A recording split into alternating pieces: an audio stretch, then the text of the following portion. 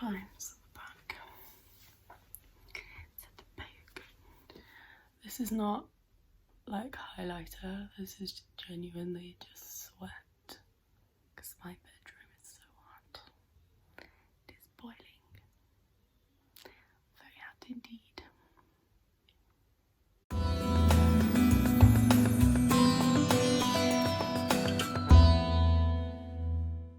Hi everyone, welcome back to Bevan's Corner. I hope you are all doing okay in this crazy time. So as you've probably guessed from the title, in today's video I'm going to be talking about all tips and things like that I have found have helped me through this crazy lockdown quarantine situation. So obviously, big disclaimer, no way am I a professional at all. No. These are just things that I've personally found have really helped me through lockdown, and I feel like a lot of them I'm going to be taking away with me after the lockdown as well. So I feel like a lot of them will be things that I will hopefully carry on after it's all happened. So yeah, let's get going. It's cheesy. The first thing that I wanted to talk about is sleep. So many of my friends have been going to sleep at 4 a.m, waking up at 1, which I'm sure many of you guys are doing as well. There's no bad things about that. Like, if you want to do that, go ahead. But I've personally found that kind of having a bedtime routine, making sure that I'm not sleeping like crazy hours, has definitely made me more productive. I do find that I'm doing a lot more than I usually would in like a holiday or a weekend, that kind of thing. The number one thing that has honestly helped me so much try and keep up with my bedtime routine is a podcast called Get Sleepy. It's available on Spotify and Apple Music and wherever you get podcasts, anywhere. So it is basically a podcast that does a little bit of kind of like meditation, breathing, that kind of thing, and then they'll read you a story afterwards. And I honestly can't tell you if the stories are good or not, because I have not managed to get through one of them. I don't know how they do it, but it completely and utterly knocks me out. So if you're really struggling trying to get to sleep, or if you're thinking, oh, maybe I want to try and get my sleeping pattern a little bit better, or I want to basically give it a go, then I cannot recommend Get Sleepy more. It is incredible. So I listen to it pretty much every single night. Unless I'm absolutely knackered, then I won't put it on. But even if I've had a nap that day, and usually when I've had a nap I can't get to sleep, so I'll put it on and out like a light. It's incredible. The reason that I love it so much as well is because it makes me put my phone to one side and then I won't look at it. So it's kind of like, whilst Get Sleepy's on, it is my bedtime. I'm not looking at my phone, it's out of the way, I'm not considering it.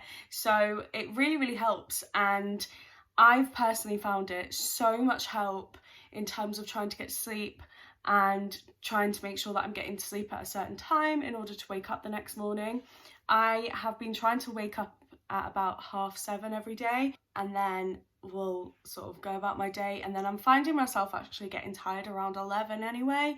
So the latest I kind of go to bed now is about 2 a.m, but I'll still try and wake up the same sort of 7:30, 8ish time the next day, and I've just found that waking up earlier has made me so much more productive.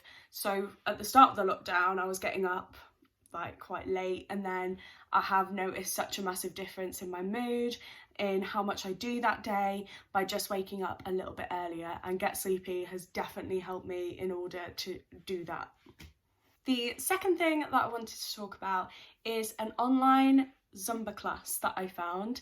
And because I'm not a runner, I do not like running whatsoever, I have wanted to find something in order to help me do exercise and things like that. And I have found this YouTube channel. I will put the description link thing, and I'll put their link in the description. But they are absolutely incredible. I love their Zumba classes. They do loads of different types of classes as well. It's not just Zumba, so definitely go check them out because they are so good. And I've definitely found that doing Zumba sort of once a day or once every other day has been so much fun, and I do find that I'm getting a little bit fitter now. So I used to walk to work every single day, and it's 40 minutes to work and then 40 minutes home. So I'm definitely missing out on my daily kind of exercise. So I am finding that these Zumba classes are definitely replacing the exercise that I used to do by walking to work. So they are really good. I'll put them down below, and they're not kind of like timed classes. You don't need a specific time, you can do them whenever. I've been trying to learn the splits because why not, and when else am I going to have the time to do that? I'll put the link in the description box. I'll put the link in the description below about the video that I've been using personally in order to learn how to do the splits. When I first started the video, I could not do it whatsoever. It was so difficult and it hurt a lot, but I've definitely noticed a difference. I'm getting lower, and I've only done about 5 classes. So the fact that I'm doing these same splits movements and actually noticing that I'm getting lower even after not that many, if you fancy randomly learning how to do the splits, go and watch the video below because it is really good. She also does, so I'm learning how to do, like, how am I going to demonstrate this? Like that one where you're like, not I don't know how to demonstrate it, but like one leg's in front, one leg's behind, rather than like the other one. Yeah, but anyway, so exercise wise, have a look at them because they are so good. So I literally finished this book just today, and it's called The Steel Devastation, and it is by my amazing housemate. It is so good. Even if you don't like Game of Thronesy, Lord of the Rings, fantasy stuff, I still recommend giving it a read. It's not like really heavy in your face fantasy. You get quite caught up in all the story and everything that's going on. What's really good about it is it kind of has so many characters that you just get absolutely engrossed in it. So highly recommend. It's on Amazon. He's got this one's the first one. I've got the second one as well, which I'm just about to start reading, and then he's currently writing the third one, so hopefully he will hurry up and write that. But yeah, please go and check this book out. It is really incredible. But yeah, go buy it today. The next thing I wanted to talk about is something that Carrie Hope Fletcher spoke about in an Instagram story ages ago, and it is called the 5-minute journal. So I downloaded it because I saw Carrie talking about it, and it is, I think it's a $5 for the app, but she made the extremely good point of you would just spend that on like a Mackey's, a coffee, and that only lasts like once, whereas this is really good for your mental health and also lasts for quite a while.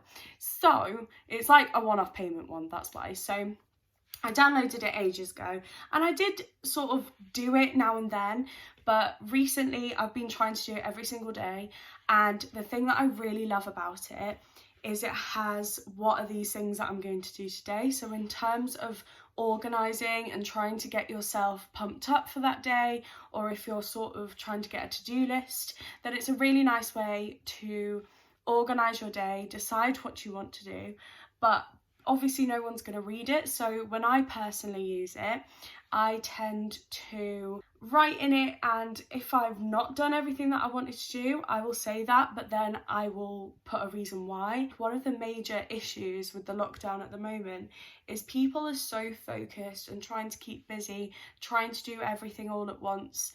I think people forget that it's okay not to do anything. We're not going to get this much time just to chill out and do whatever we want to do, to a limit obviously because we can't go outside, but it's kind of like that time that we can actually just chill out. It is like a really long summer holiday for some. Obviously if you're a key worker then it's a completely different story, and like wow to you guys. In terms of everyone else who is stuck inside and not really up to much, it is just a really nice time just to sit and chill. So whenever I put in the 5-minute journal a to-do list and I don't do it all, I am quite honest with myself, and I think it's quite healthy to remind yourself that you don't have to get everything done. You don't have to do all of your to-do lists straight away. You don't have to do that. I think there's a lot of pressure on making yourself do stuff and making yourself so productive that you do kind of forget to chill out and relax once in a while. So I definitely think the 5-minute journal is a really cool thing, and I'm trying to do it every single day. So it's like a twice a day thing, so you put your morning and then your afternoon, and you put a photo as well. So I'm trying to do it twice a day, so when lockdown's all over, I can hopefully do that and kind of document more exciting things than I cleaned the bathroom. I can't feel my foot. Oh my god. My foot has gone numb. I can't feel my feet.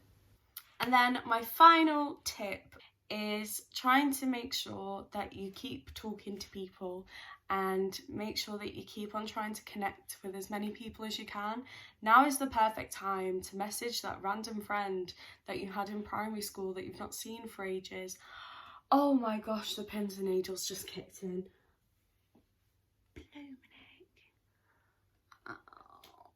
Oh god, it's got up to my thigh. I'm gonna stop filming for a second. So it's the perfect time to message that random friend that you had in primary school or talk to your group of friends at university. I feel like one of the things that a lot of people forget is that it takes two to tango in a friendship. I've heard quite a few people be like, oh, they've not messaged me, I'm quite annoyed about that. And when you ask the question, well, have you messaged them? Usually they're saying no. So I feel like now is the perfect time to take that first leap. Everyone's bored, everyone's not doing anything. So it might be a really nice thing for your friend that you haven't spoken to in ages if you just pop up out of nowhere and say, hi, how you doing? And I feel like a lot of people are quite scared to do that in case they feel like they're badgering someone, or they're scared if they're not going to respond. If they don't want to respond, then that's fine. Like, I feel there's a lot of stigma around trying to talk to people that you've not spoken to in a while. So I think to kind of end the video, like, if you have got this far, thanks for watching, but also after watching this video, go and message someone that you've not spoken to in a really long time and just say hi and ask them how they're getting on. See what they're doing, and yeah, I think that would be a nice little challenge for you to do, because why not? And that is it for today's video. Thank you so much for watching. If you stuck around this far, hello. Thank you so much. And everything that I've spoken about, there's links in the description and things like that. So if you want to have a look at Josh's book, I've put the links down there. I've put the links for the Zumba classes, the links for the split stretch. And if I can find a link for the app, I will put that down as well. But thank you so much for watching, and I will see you soon. Bye-bye.